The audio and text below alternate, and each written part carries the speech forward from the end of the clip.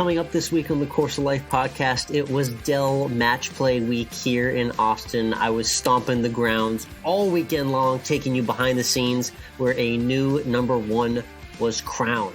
Plus a little Tiger gossip resurfaces just in time as that Masters entry deadline looms. We're tuned into some scammers and big-time Oscars drama.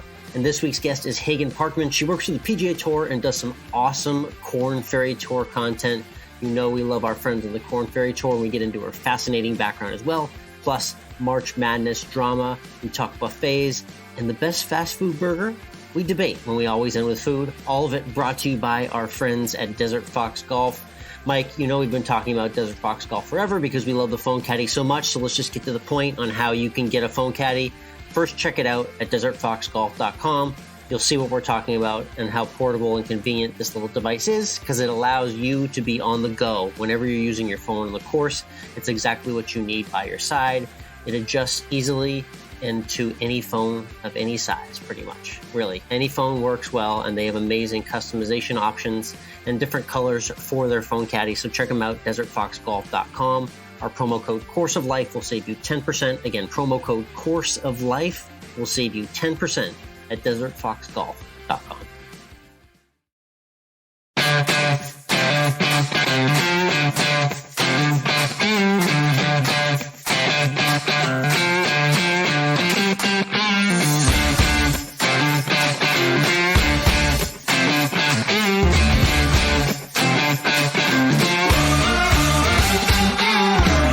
Interwebs, and welcome to Course of Life, part of the Morning Read Podcast Network. We are proud to be presented by our friends at Desert Fox Golf, Tosi Snacks, Club Dr. Golf, and Volvic. I'm Michael, he's Alex. And Alex, it was a historic weekend at Austin Country Club, and you were there to witness it all. But let's start with the big headline, and that is that Scottie Scheffler, who just took almost the same amount of time that Tom Brady was retired, went from having no wins on the PGA Tour to being the number one ranked player in the world. Wow. Yeah, 42 days, I believe, was the time span between him having no wins and 3 wins on the PGA Tour. Mm-hmm. That's as hot gets, Mike. You know we love throwing the temporary crown, and we got to do it right now. Scottie Scheffler, not only in the rankings, but validated and certified, the hottest golfer in the world right now, and he proved it with a big-time win, and it was a dominant one. He definitely got some big-time revenge. This is a guy that lost in the 2021 final last year to Billy Horschel. So he comes back to a course he loves and a town he loves in Austin where he played college golf, and he goes all the way through the bracket, all the way through the weekend, and he avenges that loss, winning the championship. That's a special story for him to get to number one. Yeah, he was clearly overcome with emotion upon winning and really knowing that he was now the number one golfer in the world. And no better place to do it than really on his home course. If he were to have a home course, this was definitely it. Yeah, it was awesome. And that was a real long emotional hug there. I watched it. I was in the Dell tent at the 15th green where the match literally ended, and he was in full embrace with the wife, and you could tell how much this moment meant to him. Just kind of the way he got this win and how impressive and dominant it was down the stretch, beating a past champion, Kisner as well too, and ascending to that number one spot so fast, Mike. Yeah. 3 wins, 42 days. The crazy stat I saw is the amount of money that Scottie Scheffler has made golfing in the last 6 weeks, Mike, accounts to $147,000 per day in the last month and a half made by Scottie Scheffler on the golf course. So it's safe to say he's doing well. Once again, we are all reminded that we were not gifted by the grace of God with immense talent to get all that money at one time, and clearly are in the wrong career fields as a result. So Scottie Scheffler now, I'm going to, again, the recurring segment, which we don't have a name for. We're going to need a name for this. I think I asked this after his first win. I think I asked it after his second win, and I'm going to ask it again. And I think I'm going to have a different answer. Over under a major for Scottie Scheffler this year. Yeah, over under 0.5 on the majors. I mean, well, just the evidence is becoming staggering, and it's compiling now. So it's stacking up against me on my I'm not sure about Scottie Scheffler on a major championship stage take. That's could be crumbling real fast. Let's just say, I'm going to stick with my under for right now, but the evidence is starting to compile against me. And listen, his level of heat, why are we not giving him a chance? It's true. I will say, if he wins a major this year, then just hand him the PGA Tour Player of the Year trophy and the FedEx Cup trophy now. Just do it now. Yeah, could anyone lock it up earlier than he has? I don't think so. Three pre-Masters wins, Mike. You know the old adage, like the old adage is golf season doesn't start till the Masters. It's true. Scottie Scheffler says the hell of that. No, I start as soon as you tell me the season starts. He's on fire right now. Shout out to Scottie Scheffler and the UT Longhorn. Yeah, getting it done in front of the home crowd. It was really special to watch firsthand. The chip in I saw on Saturday afternoon, he holed out a wedge to end the match at 16 was special. The momentum was just there. You could feel it in the crowd. It was just all downhill all weekend, leaning towards Scottie getting the win. And we'll talk about Scottie Scheffler more next week when we do a little Augusta preview ahead of the Masters. But for now, let's talk about everything else that went on kind of behind the scenes at the WGC Dell Match play, because you were there all week as a volunteer. What were kind of your favorite things that you got to see during the week? It's always interesting kind of watching the entourages move and the matchups that get presented. One of the interesting matchups that unfolded during the course of the weekend, Mike, is a kind of a friendly rivalry, and I'm not really sure how close they are, with Dustin Johnson and Brooks Koepka, who end up getting paired head-to-head against each other. Very intriguing matchup there. And it also presented two of the most popular wags in the world, Mike. These are two of the most popular wives/girlfriends in the golf community, and Paulina Gretzky, daughter of Wayne Gretzky, and Jenna Sims, Brooks Koepka's fiance. Those were the real celebrities out there in the crowd. I'm here to report that each one of those ladies took like no less than 100 to 150 photos with fans just walking through the gallery, Mike. You like everyone had to like stop and figure out who they were very fast because that's how popular they were. That was my favorite piece of gossip from the weekend. Yeah, that's when both of them are there, they're going to be just fighting it out to see who can get the most likes on social media. Yeah, they were more popular than the players. I swear, there were just several times when there were just a line of bros that were not watching Koepka or DJ hit in the 14th fairway of this match. They were actually just waiting to ask Paulina for a selfie. Like that. That's a real thing that happens on the sidelines of golf tournaments, for those who are wondering. So I found that amusing from a gossip standpoint. One thing I will bring up, which was interesting, was the tips that I learned from actually watching the world's best. I try and take away something, Mike. We're talking to all these instructors and the world's best players, and I try and glean a little bit of knowledge. I would hope at this point it's wearing off on us. The scores maybe aren't necessarily showing for you and me, but I think over time it's going to help. The real big takeaway I got from the world's best this week, Mike, is we really don't, around the greens, we don't need to be hitting the ball all high and fancy. We just got to keep it low. And I can't tell you how many just awesome, easy bump and runs, pitches, wedges were done with less than 4 or 5 feet of elevation on the golf ball. Like, it's just like a lot of us want to overthink it and be the hero and hit the high shot in the moment. And I'm here to report that the world's best deem it unnecessary. So I think we should too. I mean, let's keep in mind that the world's best are also really good at doing those bump and runs. So you do what you're best at. I saw all sorts. I saw a 7-iron. I saw like a 3-wood bump and run, which is a very rare bird. Oh, yeah. You don't see that. I don't see those. It's true. You don't see those. I'm a big fan of taking a 7-iron when you need it to roll out for a while.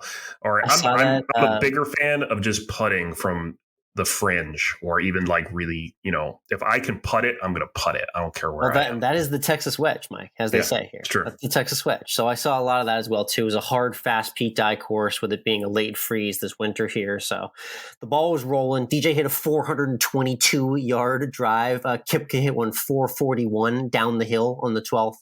A lot of rocket power this week, and it was fun to see it up close. Let's talk about the LPGA Tour, because they had their final tune-up before their first major tournament, and so we had the JTBC Classic this weekend, and we had a playoff, because of course we did. There's always playoffs, and theme, yeah.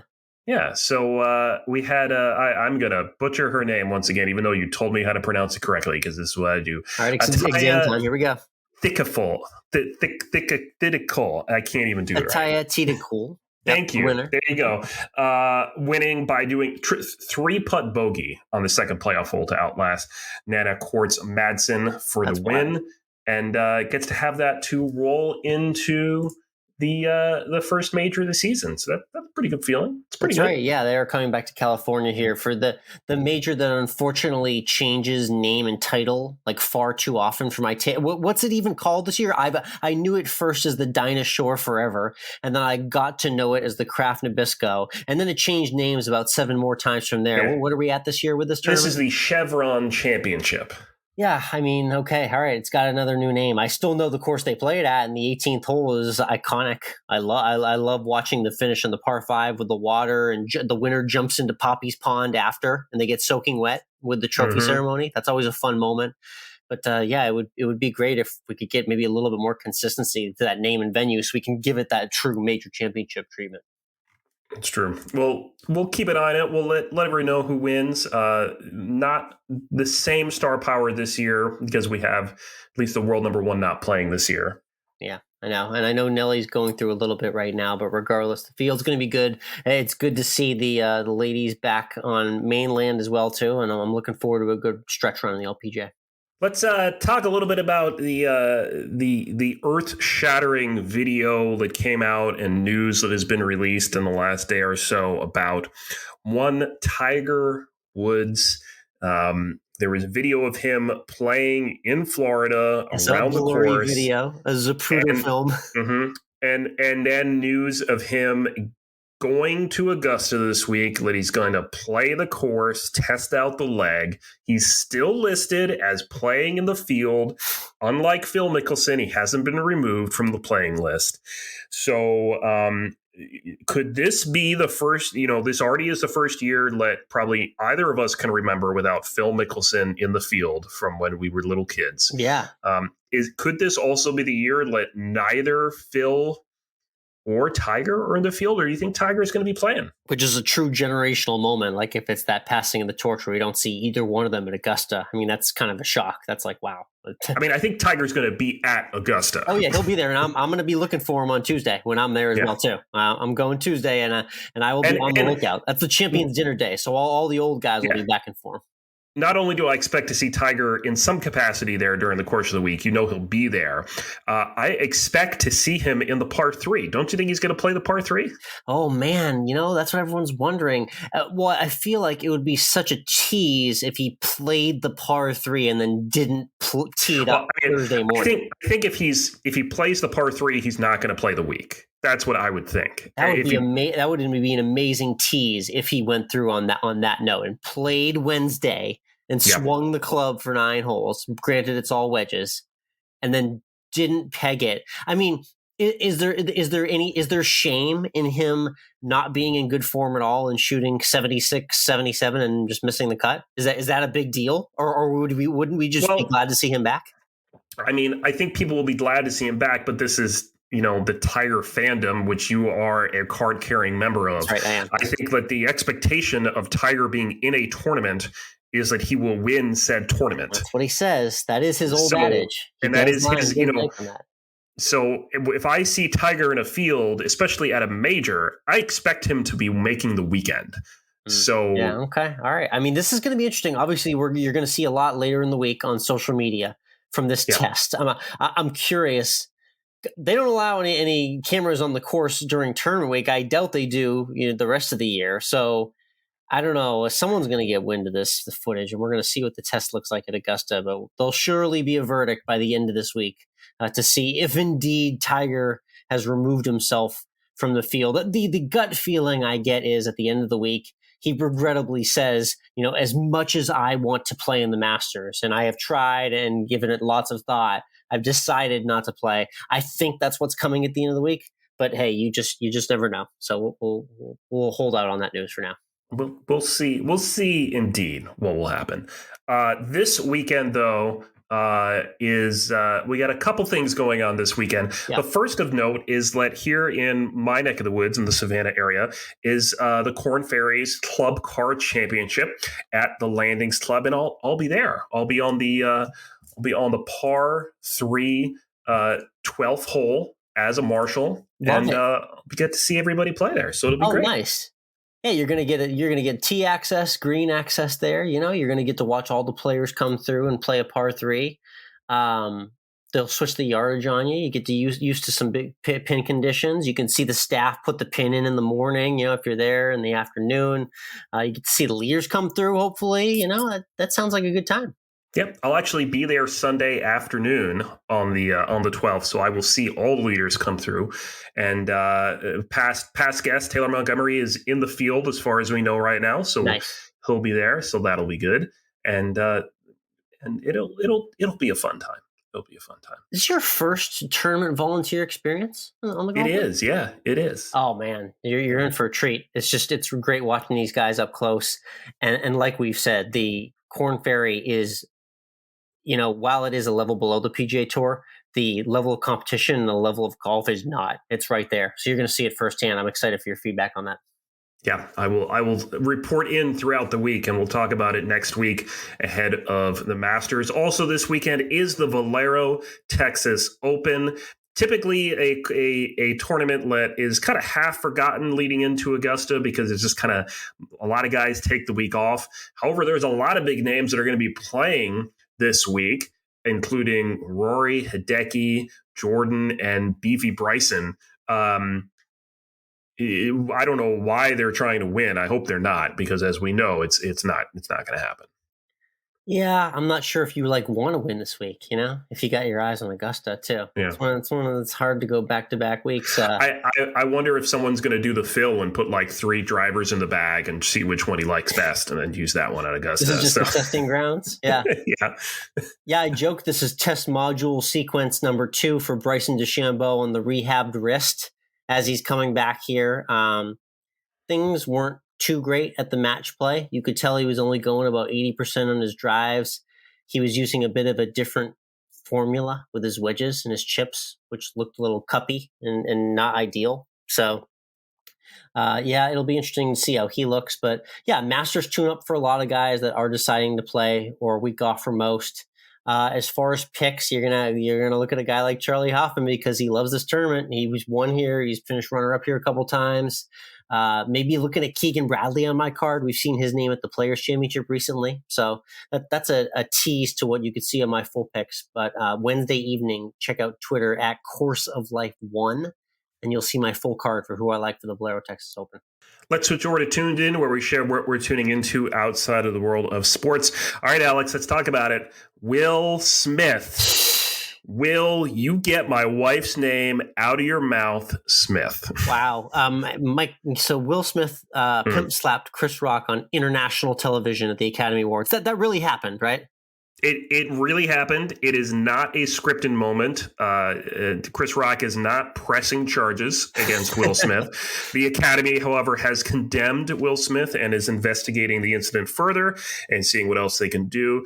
And of course, we had the odd moment of we had the slap happen. We had Twitter explode. Yes.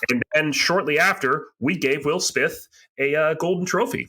Yeah, I mean, there's so many things that are wrong with this, Mike, and we'll take you can take this whichever road you want to, and I'll take a path of my own. But I'm just really kind of appalled at the cadence of events. That not only does Will Smith have the authority and the power in this stage and setting to walk up on a stage, slap another human being, and then walk down without even security laying a hand on him. Not only that, he is so bulletproof in this setting, Mike, that we are then going to award him shortly after and give him a platform to say whatever he damn well pleases. What an amazing setting at the Oscars. I will say, there is no excuse for violence of any kind. That's right. We don't condone violence in this podcast. That's right. B, what an act of chivalry to protect his wife. C, Chris Rock should know better.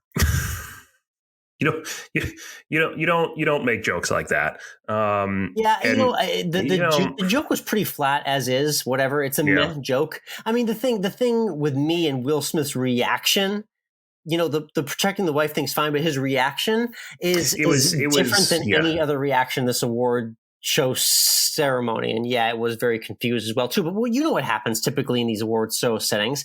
The joke is over the top and it's made, and people in the crowd go, ooh, oh. And the person who is on the receiving end of the joke, they could give an evil stare. You can give them the death stare. You can just not laugh and be stoic and not respect the joke. And then guess what? 2 seconds later, the next joke is what we're on to. And we don't care, and we've forgotten. But unfortunately, Will Smith couldn't have just had it play like that, and we get to where we are now.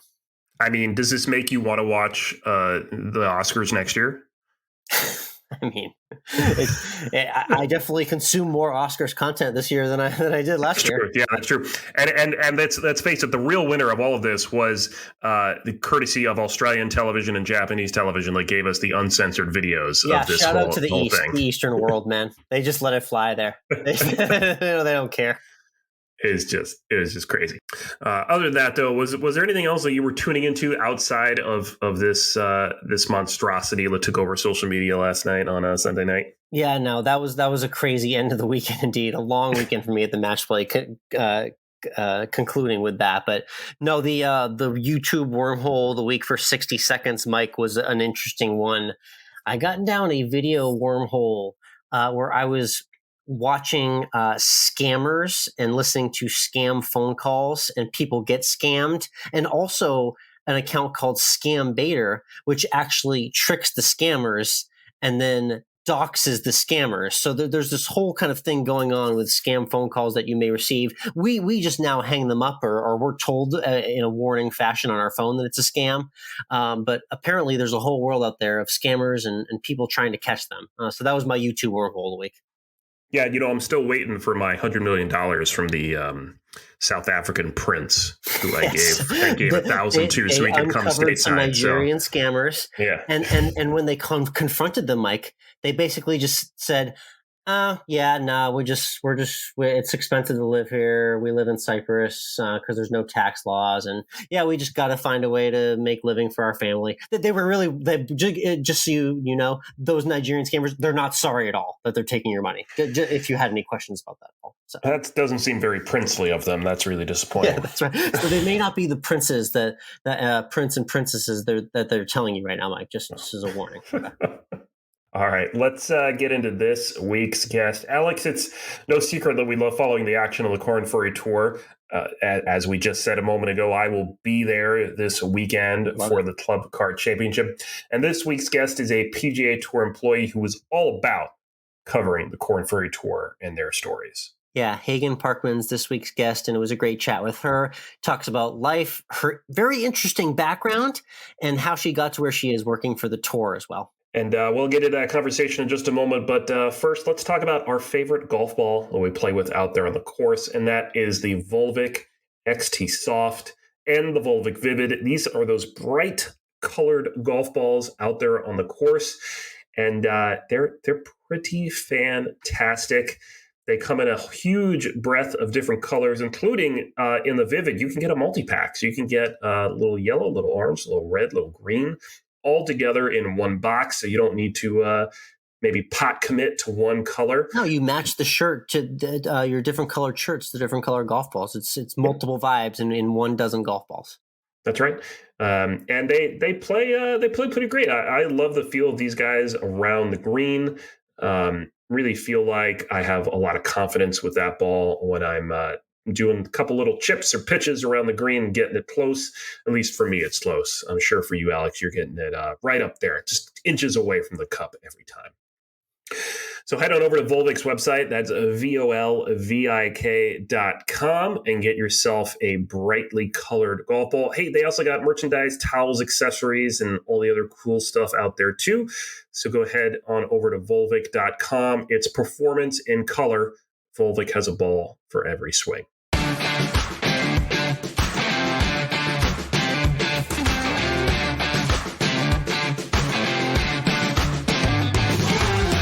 Next up on the tee, we have a media and communications specialist who works with the Korn Ferry and PGA Tour. She chases around people that chase around a little white ball, just like we all do here. I'll give her the title of a Korn Ferry Tour superfan as well, too. It's Hagan Parkman joining the Course of Life. Hagan, how are you today? Hey, I am great. Thanks for that intro. I really appreciate that. Thank you for having me. Definitely. I think we're kindred spirits because of all the people we've come across in our Korn Ferry media covering days in the last few years. So we'll definitely get to that. But I do want to start out by mentioning one really honorable thing that I know you did is you served our country. So thanks first and foremost for your service. Tell everyone what branch you were in, what that experience was like for you. Oh, thank you. I really appreciate that. So I enlisted into the Texas Army National Guard in 2018. And I went in as enlisted military police, and I went into it thinking it'd be kind of a part-time thing. I'll do some golf, I'll do my military experience. And it turned out to not be that way. I got deployed really quickly, right out the gates, out of training. So I went to Guantanamo Bay for about a year. And then I came home, COVID hit. So I worked that mission. And then the civil disturbances broke out. So I ended up being activated for almost 3 years. So what I thought was going to be a part-time thing turned into a 3-year stint. And then once that kind of slowed down a little bit, I got back into golf, which led me back to the Korn Ferry Tour. But I'm so grateful for my time that I have served. I'm technically still in. I have a little less than 2 years of reserve status to go, but I'm very grateful to have been able to serve. It's something I've wanted to do since I was a little girl. So I've given hardly nothing compared to people who have sacrificed everything for our country. So I'm very grateful to be clumped in with those group of people. Very awesome. I'm curious what that decision was like in the moment, because I know you'd had some experience working for the All Pro Tour and you were in, golf content and broadcasting and covering the game and then stepped away to the Army. What was that decision-making process like for you, making that decision at that moment in your life? It's funny. So I was actually interviewing for a job with the PGA Tour a couple months before I enlisted, and it didn't work out. It wasn't the right time. And I say this in all, everyone I talk to, I'm religious, and I had felt God asking me to kind of lay my life down and do something a little more selfless. And like I said, I wanted to serve since I was little. And so once the PGA Tour job initially didn't work out for me, I kind of just stood back and reevaluated what I'm doing. And the main thing for me was I don't want to look back with any regrets on my life. I want to live my life to the fullest and give absolutely everything that I have, and feeling like God was asking me to do this. There was no way I could turn away from that. It was just so strong in my heart. So that's kind of how it came about. It happened really quickly. And anyone who's in the military will tell you the recruiting process doesn't allow you time to think. It's like once you're in that office, before you know it, you're going to blink and you're in a uniform. And so I went in and I enlisted, and before I knew it, I was off to basic training. So it was kind of a crazy whirlwind thing. It was more so for me, I wanted to do it, and I wanted to look back on my life and say, I tried, and if nothing came of it, then nothing came of it. But I wanted to have no regrets, and joining the military and giving back to my country and serving people was something that I wanted to have as a part of my life. I love that. Very honorable. And it's funny how did things work out full circle for you in the end, being back where you are now. Very, very neat how that came to be. In terms of golf for yourself in your life, were you always a golfer growing up? How much was the game involved for you specifically as a kid? So I wasn't involved in golf at all. And I wish I would have been, whenever I have kids one day, I definitely plan to put them in golf from an early age. Yeah. But I was not around golf growing up. I didn't watch it. I was not interested by it, to be honest. In college, of course, like a lot of girls do in college, I wanted to drive the the beer cart, essentially. I thought I'd make some good tips, and that was my extent of golf knowledge. Right. And so when I went in to apply, they ended up throwing me in the pro shop. So from working in there, I learned a little bit about golf, but then I started to really enjoy the community, and I started to see how it brings people together. And so working there in college led me to my first job with All Pro Tour. And I saw they were hiring for a digital, social media manager. And so I just applied thinking like, hey, why not? Let's just go for it. And it's just taken off from there. And I think that's why I'm so passionate about golf now, because I come from a place where I thought golf was boring. And I thought, who wanted to watch this? And now I'm so involved in it, and it's become my life. And so that's why I'm so passionate about KFT, to get the word out and hopefully get other people as involved as I am. Yes, I love that. Very cool. And so now you're literally in the heart of it all, from going from no golf to all golf at the HQ in Jacksonville, at the Players and the whole 9 yards. Did you know much about just kind of like the hub of the PGA Tour and everything that represented, from Sawgrass to the HQ itself before you even arrived, or was that all new to you?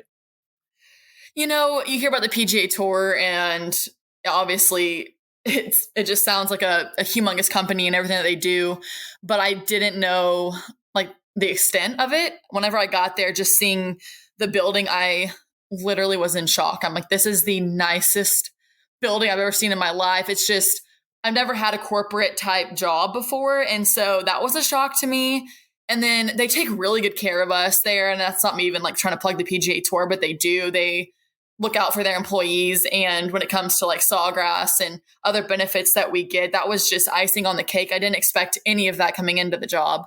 I just thought, it'd be really cool to work for the tour. And so getting to be up there is an honor. And I just pray that like, I never view it differently. I never, get used to going to work up there. I hope that every day I show up, I'm like, I'm in awe. And you'll probably, if you follow me, see on my stories, I'm constantly posting what it looks like from the outside and different things that go on there, because I'm just so mesmerized by it. I think it's incredible, and it's even more magnificent than I even pictured before I started the job, to be honest. Yes, don't ever get jaded by that role. And we appreciate that, following along on Instagram as well. It's Hagan Parkman if you want to check it out. But I love the perspective from the new employee as well. But talk us through your role day to day. You mentioned the Korn Ferry Tour, aka KFT, which you're working a lot on specifically. What are you doing on a day-to-day basis? Are you physically going to headquarters? Are you working at home? What does your schedule look like?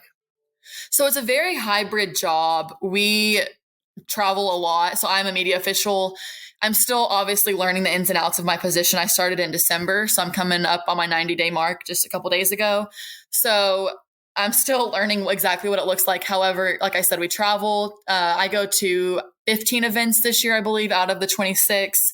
And then in my off weeks, I go into the office a couple of days out of the week. So a lot of what I do is kind of background before the tournament. So building tournament notes, reaching out to tournament directors, asking them what do they want out of the event, and then us trying to produce it from a player standpoint, from a public relations standpoint, and then building on stories of the players who are going to be in the field. So when it comes to tournament week and I'm on site, I can pull certain players and say, hey, tournament wants you for this. We need to interview you about this specific topic.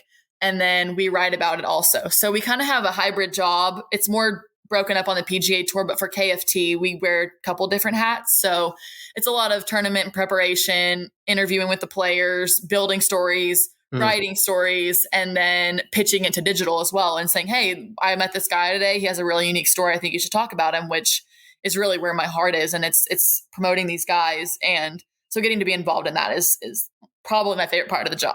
Yeah, and those storylines are what compels the casual golf fan to check out Korn Ferry and learn more about that coverage because, admittedly, the people that are on the Korn Ferry Tour, they're not the greatest and most well-known golfers in the world. So people want to latch on and see that familiarity with the storylines. And I think that's what the Korn Ferry Tour has done a really good job of showing in the last few years.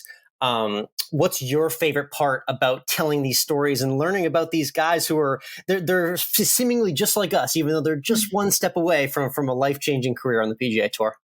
Right. Like you said, they're just like us, but they're also one shot away from being the next Scottie Scheffler, for example. I mean, literally one shot away, 1 week away from that. And which is why I love working on the KFT, because you have guys that are sleeping out of their Honda Civics. And then you had Ben On, who showed up in his was it a Porsche or whatever he was driving that week. So there's just this melting Yes. pot of guys, but they're still striving and working so hard. I'm not saying PGA Tour pros don't, but KFT guys are waking up every morning with that PGA Tour card in their mind. And so they're grinding week in, week out, and they're sacrificing a lot to maybe not make as much as a PGA Tour pro. So they're having to work just as hard for a little bit less. And they have families, they have kids that they're just trying to chase these dreams. And so I want to promote them and say, like, hey, let's get on these guys, on their team before they get on the PGA Tour.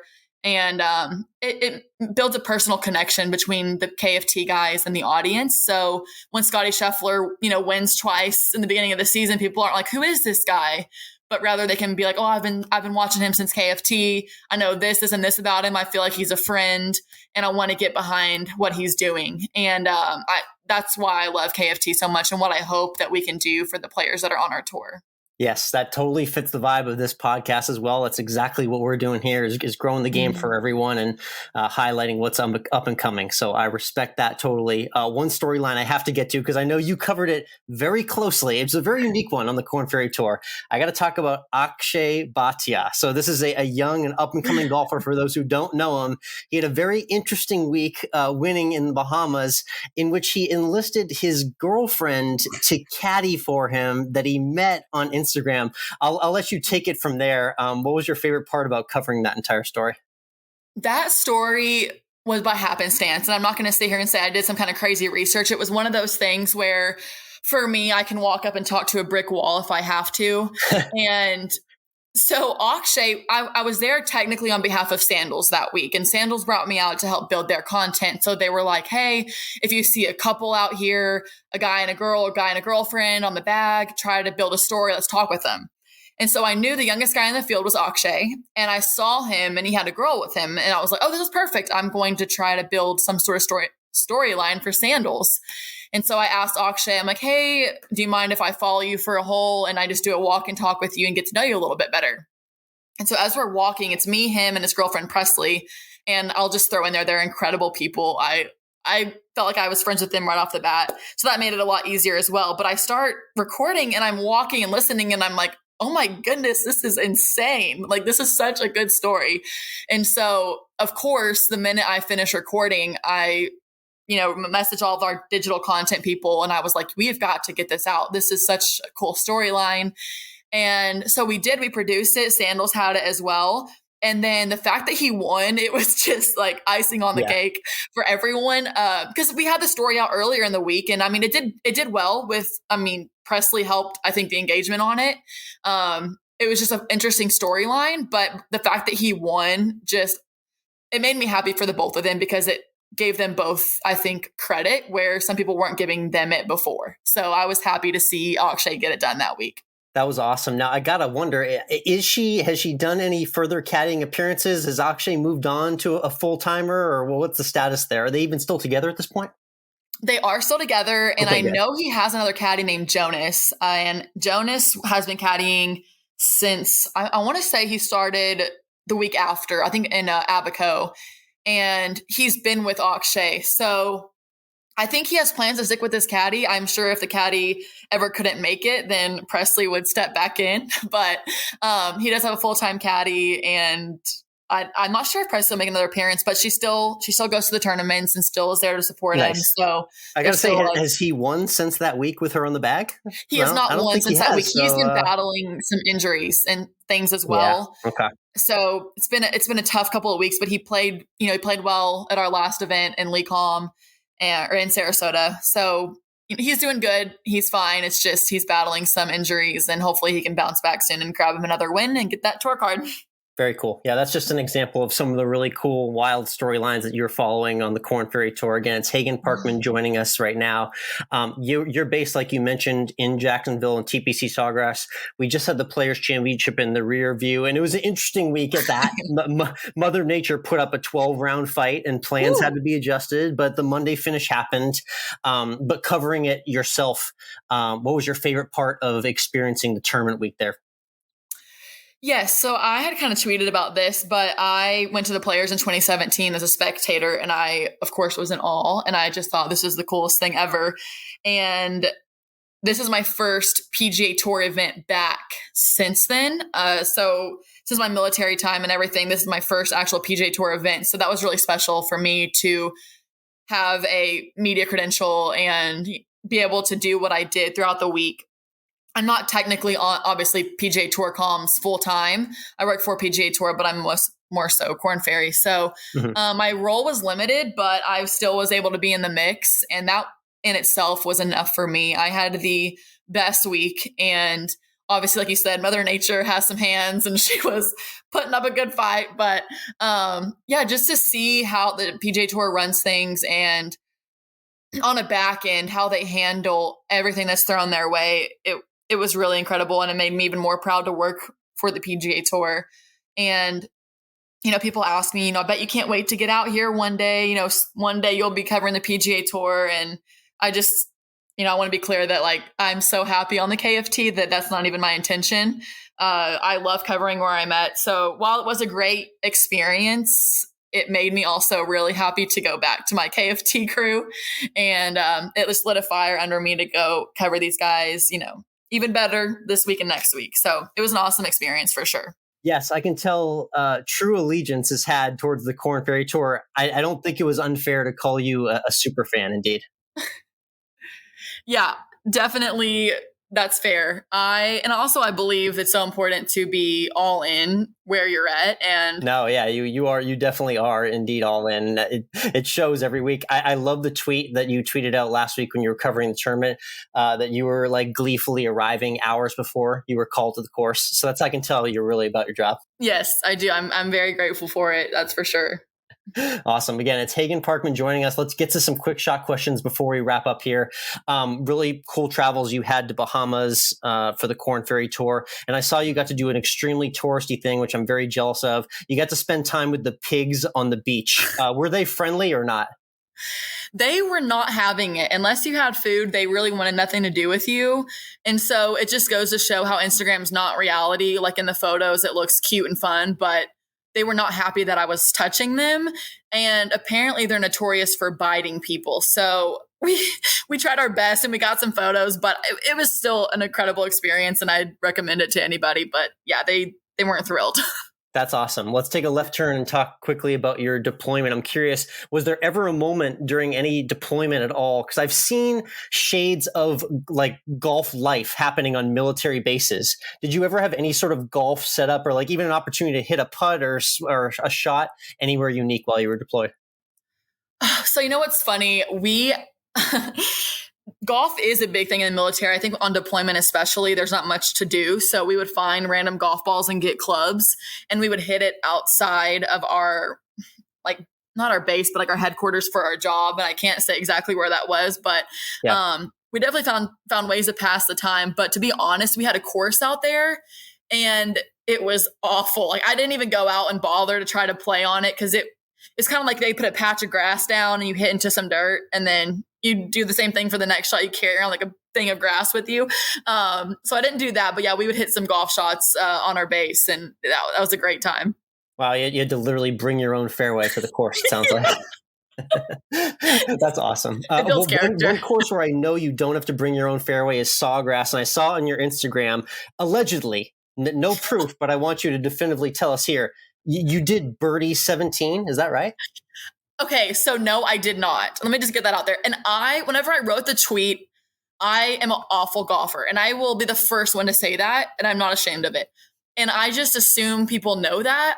And I realize that's not the way to go about it. But I was joking, yeah, obviously I made a birdie here, but there's no proof. And everyone's like, oh yeah, well, show us the proof. And I'm like, oh my goodness, this did not age well. I should have worded this totally different, but nope, no birdies were to be had. Not yet, but whenever the time comes, you'll be the first to know. Very cool. One random thing I had to get to when I was researching for our conversation was I saw that you had a true once-in-a-lifetime experience. I'm not talking about trying to birdie the 17th at Sawgrass. You got to go on a reality show I've been watching for a long, long time in The Amazing Race with your mother, of all things. I'm curious, how did the opportunity come about just to be on the show in the first place? Yeah, so it's a long story that I'll try to, put into this podcast, but basically my mom is a very witty flight attendant, and she had this spiel that she recorded on her phone go viral on YouTube. And if you look up hilarious Southwest flight attendant, you'll see a blonde woman with a megaphone thing on the plane. Nice. That's her.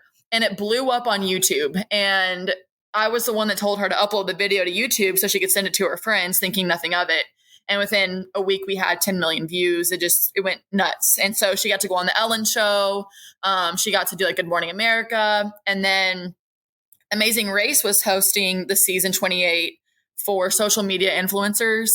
And so we were part of the cast that got to go on it. We initially weren't. And then another famous person like broke their ankle. And so they put us in.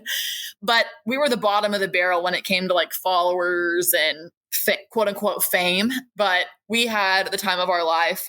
We didn't make it very far, excuse me. But we made it 2 episodes. And I think if you watch it, we were kind of set up, I think, because they put us in a certain cab we didn't get to pick.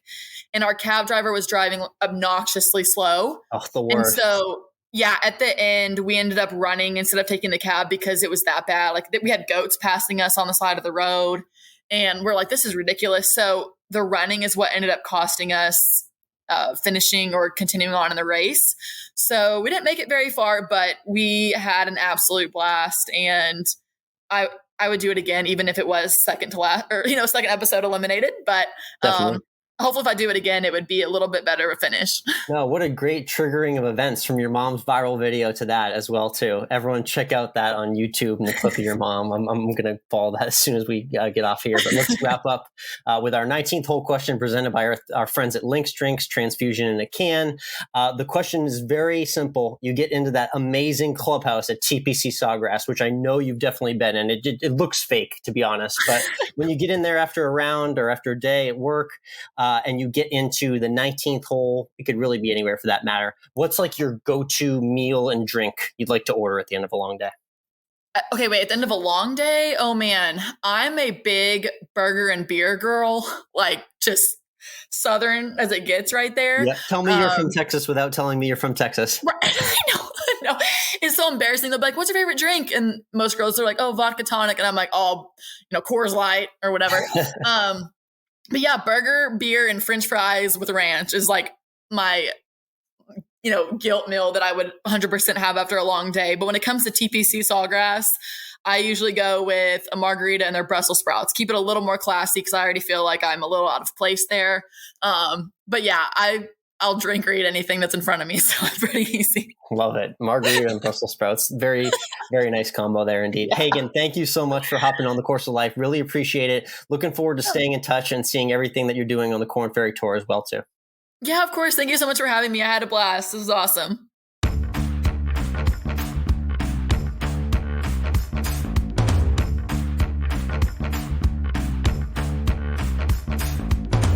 That interview is brought to you by Club Dr. Golf, the #1 golf club care solution. They've got 2 great products to keep your clubs squeaky clean.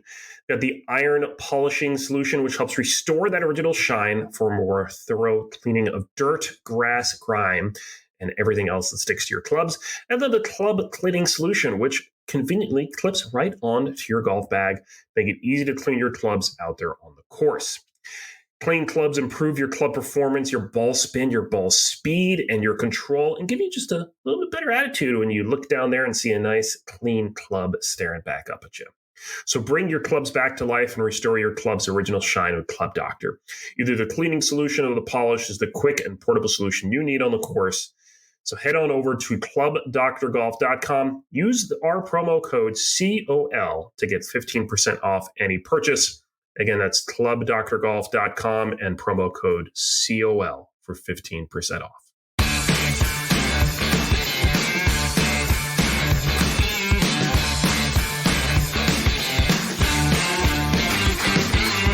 And we're back. Great chat there with Hagan. Always inspiring to hear these stories of people that are able to kind of drop everything and go back to what they love to do and now have these really awesome careers doing it. Yeah, really awesome. Like tirelessly thankful to people like her serving our country under circumstances like that too. You know what I mean? She went out of her way for that service, and that's what's so impressive about everything she did. And obviously getting that call and getting back to the PGA Tour is amazing. How she really kind of brought that to life, and she definitely made that her own. So impressive conversation there with Hagan. Looking forward to seeing all of her cool Korn Ferry content, and we'll see her probably out there at a lot more tournaments soon as well. Well, indeed. And if you like that conversation with Hagan, plus everything else we do here on this podcast, go ahead and punch that subscribe button. Leave us a 4-star rating. Give us a thumbs up. Let us know you love us. If you don't want to do that, then why don't you go listen to some other golf podcast? Yeah, I guess so. I mean, there's lots of options out there, but we appreciate you sticking with us. So again, hit that subscribe button in 3, 2, 1. Thank you. Let's talk a little March Madness right now. It was a depressing weekend because I cannot be strutting anymore, Alex. St. Are you Peter's succumbing to Coach K? Is this going to happen? Because the whole world feels like there were willingness to happen right now. UNC is going to win over Duke. That's a guarantee. All right, that's happening. So we failed 4 times now trying to eliminate Duke from this tournament. So they have made it to the Final Four, and it's setting up this unbelievable rivalry. It would have been either St. Peter's, shout out St. Peter's. We love our Peacocks, and that was an amazing run. Or it would have been UNC. Lo and behold, it's the Tar Heels. So just to refresh, so we can turn back the clock about a month or so, okay? About a month or so ago, Coach K had one of the priciest tickets in the history of sporting events. For his final home game being coached at Cameron Indoor Stadium. He was against his arch rival UNC, and UNC went in there in his final game coached in his home gym, and they whooped that ass. And it was embarrassing, if you remember that night. And I was telling that UNC team big time the week after. And here we sit now. You know what's a good current metaphor that we can put this in? Yeah. Coach K was Chris Rock. And UNC was Will Smith. Oh, are you saying there's a stage storming coming soon next this Saturday evening? I mean, if UNC delivers one more slap to Duke this season, it could not be on a bigger scale. These teams, Mike, have met over 200 times in their historic rivalry. It's one of the historic rivalries in college basketball. They have had blows and blows traded back and forth for decades, but never met in the NCAA tournament, and especially not on this scale in the Final Four. So it's Duke versus UNC on one side. Just an unbelievable rivalry coming to fruition there. And then on the other side is my bracket Super Bowl championship. This is for all the marbles for me, Mike. I'm in a pool where the ultimatum is set. I picked Villanova to win the entire tournament, but I don't even need them to win on next Monday night. I just need them to win Saturday against Kansas, and the entire bracket winnings and earnings are mine. So that's going to be my Super Bowl, is to see who plays the winner of that Duke-UNC game. But nonetheless, a pretty epic Final Four set up. It really is. It'll be a fun weekend in college basketball for sure. Yeah, let's quickly bid adieu to our Quinnipiac University men's ice hockey Bobcats. Really depressing weekend for us. It was a really depressing Sunday. Yeah, it was, because they got all the way to that matchup in the regional final against Michigan. It was just chock full of NHL talent. And they got the first 4 punches straight in the mouth. And it was basically a knockout until it wasn't. And the Bobcats showed a tremendous amount of fight, but alas, not enough to get it done. Yeah. 3 goals in under 10 minutes for Quinnipiac to climb within 1 in the third period. Yeah. And then doing a typical Coach Rand Pecknold move and pulling the goalie early, like with just about 5 minutes left, they pulled the goalie. And to everyone who's like, why would you pull a goalie with 5 minutes left? That's way too early. Would you rather lose by 2 instead of 1? Or would you rather tie the game? A lot of criticism about that move, and a rare critique of Coach Pecknold, who is he's critiqued every time he does this. The biggest critique around Pecknold is he pulls the goalie early. You're in a game you need to win, and you're down by 1 goal. what does it matter when you pull the goalie? You need to score a goal. I actually completely agree with this move. You pull the goalie I don't you hate score being the goal. over aggressive in the spot either, but it was interesting to see that backlash. So nonetheless, the end of that season, I know everyone out there is really sad at the fact they're not going to get any more Quinnipiac winter sports updates, but there's always next season. There is indeed, but that's okay because we'll be talking baseball for sure because, Albert Pujols is a Cardinal again for his final season in Major League Baseball. Love so that. there is that coming for us. Good stuff. That's hashtag AlwaysEndWithFood. Yep, brought to you by Toasty Bites, makers of Toasty Snacks and the Pop Bites. I love their new flavor, Mike, the PB&J Toasty Bites. I mean, that's just delightful. All the wonder and mystique of the classic peanut butter and jelly sandwich with the health and on-the-go energy you need from Toasty. They're in golf courses around the world, but you can find them, courtesy of us, 20% off at toasty.com/COL. I'm going to lead the way, Mike. I was at the match play this past weekend, and the food was great there, as always. Had your taco options, your barbecue options, your protein bowl options, and all the great Austin food options. But nothing is better on Sunday when you get into a nice hospitality center and you see just a full-on buffet spread. It was all mine, and it was nothing short of glorious. Yeah, what was the best thing? Did they have crab cakes? They did. You'll be happy to know they did have crab cakes. There was a wonderful little fried chicken slider, little reminiscent of Chick-fil-A as well too. They had assortment of different desserts, snacks as well. Little pimento cheese as well, just to whet the appetite for Augusta National next week when I consume about 5 of those in a very unhealthy manner. So yeah, it was snacks abundant all day on Sunday. Nothing like just a buffet spread that's all yours. I certainly had at it. It was fun to live the sweet life for a day. Nice. For me this week, I revisited a place that we've all known and love, and that's Five Guys. It's been quite a while since I've had a good old Five Guys burger and fries, which makes me want to ask the question, Alex, what place has the best fast food burger? Is it Five Guys? Is it Whataburger? Is it Shake Shack? Is it In-N-Out? I mean, where is it? Well, so yeah, this is a very regional question. I'll give you context here in Austin. I'd say the 3 that typically come up in this conversation are Whataburger, In-N-Out, like you said, those 2 national brands, and a local brand here called P. Terry's. They're all in a very similar price point. There's lots of hot takes as which one you like or where you rank those in your top 3. But generally speaking, those are the most contentious ones. There is one Five Guys in Austin, maybe 2. There's not many, but it's much more of a topic on the East Coast as to where Five Guys sits in that ranking. I personally like Five Guys more than In-N-Out, more than Whataburger, and maybe just behind P. Terry's. So I would prefer Five Guys myself to those other national brands. Where do you sit?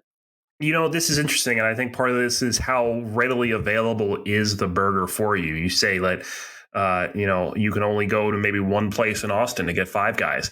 I can't get Whataburger anymore, and for the short time that I was able to have it, it was hands down my favorite fast food burger, and it still is to me. Whataburger is the best. Now, that said, I haven't had Shake Shack and I haven't had In-N-Out, so I don't have those 2 to compare it by. But Whataburger to me is easily the best. Five Guys is a close second. Five Guys does have the best French fries. I think there's a little bit of that miss me mode, that FOMO mode with you, because I think Whataburger stays or moves up the rankings for you since you don't have the ready access to it. You kind of miss it a little bit more, and you want it more than what you already have in front of you. So there's a little bit of that going too, but I love that debate. That's an endless debate. If you have takes on your burgers, be sure to shoot us a message or follow us on Instagram at AlwaysEndWithFood pod for food content there. That's a wrap on this week's Course of Life. And next week it's here, Mike. Well, we're gonna talk off record. We need to do an early recording because I am out to Augusta Monday. It's going to be a fun time, and I'll have all sorts of Masters content incoming. Until then, we'll see you next week.